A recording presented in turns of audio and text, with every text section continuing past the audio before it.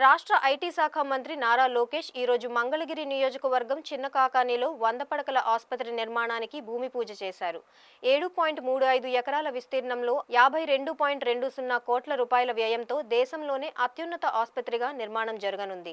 ఏడాదిలోగా ఆసుపత్రి నిర్మాణాన్ని పూర్తి చేయాలని నారా లోకేష్ సంబంధిత అధికారులకు విజ్ఞప్తి చేశారు.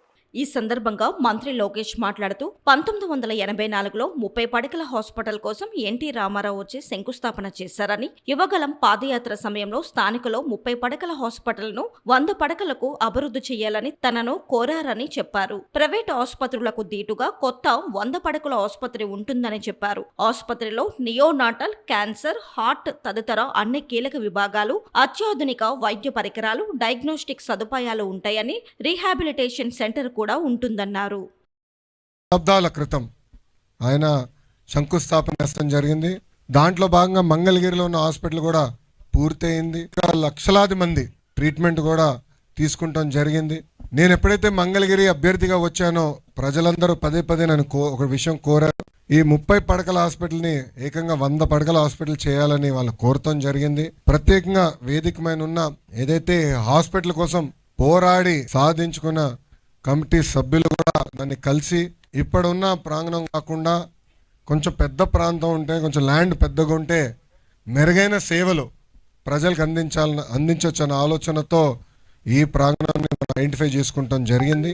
ఇది కూడా గతంలో లాగా ఏదో ఒక 100 పడకల ప్రభుత్వ హాస్పిటల్ కట్టి వదిలేయాలనే ఆలోచన కాదు. వేదిక మీద ఉన్న మేమందరం కూడా దాదాపు 5-6 సార్లు కూర్చుని ప్రతిసారి 2-3 గంటలు మేము చర్చించి ప్రతి విషయం సున్నంగా అధ్యయనం చేసిన తర్వాతనే లేఅవుట్ కూడా ఫైనలైజ్ చేస్తాం జరిగింది. ఇక్కడ ఆర్థో కానివ్వండి, డయాలసిస్ సెంటర్ కానివ్వండి, మన నియోనేటల్ కేర్ కానివ్వండి, అన్నీ కూడా ఇక్కడ అందిస్తాం జరుగుతుంది. సో డీ అడిక్షన్ సెంటర్ కూడా గౌరవ సభ్యులందరూ కూడా మొన్న నాతో మాట్లాడి డీ అడిక్షన్ సెంటర్ కూడా ఇక్కడ ఉండాలి, తలసీమియా సెంటర్ కూడా ఇక్కడ ఉండాలని కమిటీ సభ్యులు ప్రత్యేకంగా కూర్చున్నప్పుడు వాళ్ళు కోరటం జరిగింది. వాళ్ళ కోరిక మేరకు కూడా అది కూడా ఈ హాస్పిటల్లో పెడతాం జరిగింది.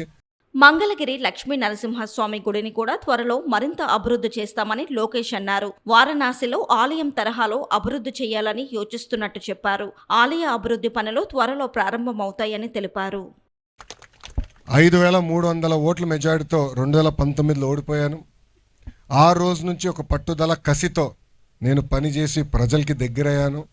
ప్రజలందరూ నేను ఒకటే కోరాను, నేను ఏ మెజారిటీ అయితే ఓడిపోయానో దాని పక్కన ఒక 0 పెట్టి నన్ను గెలిపించండి.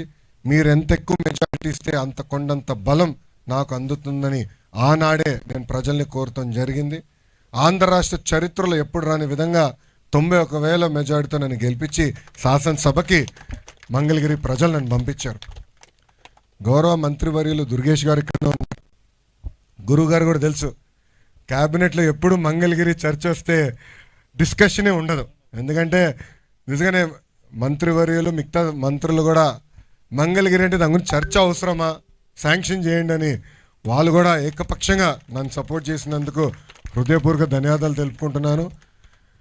గౌరవ మంత్రి గారి పైన ఇప్పుడు చాలా పెద్ద బాధ్యత ఉంది మంగళగిరికి సంబంధించింది. అది మా లక్ష్మీ నరసింహస్వామి గుడి అభివృద్ధి కార్యక్రమం. మంత్రి గారు పర్యవేక్షణలో ఆల్రెడీ మేము కూర్చున్నాం. గుడిని కూడా, ఎందుకంటే నేను వారణాసికి వెళ్ళి గౌరవ ప్రధానమంత్రి గారు అక్కడ గుడిని ఎట్లా అభివృద్ధి చేశారు నేను స్వయంగా చూస్తాం జరిగింది. అది ఒక ఆదర్శంగా తీసుకొని గౌరవ మంత్రి గారితో కూర్చుని అనేక మార్లు ప్లాన్లు రివ్యూ చేశాం. త్వరలో ఆ కార్యక్రమం కూడా ప్రారంభించబోతున్నాం.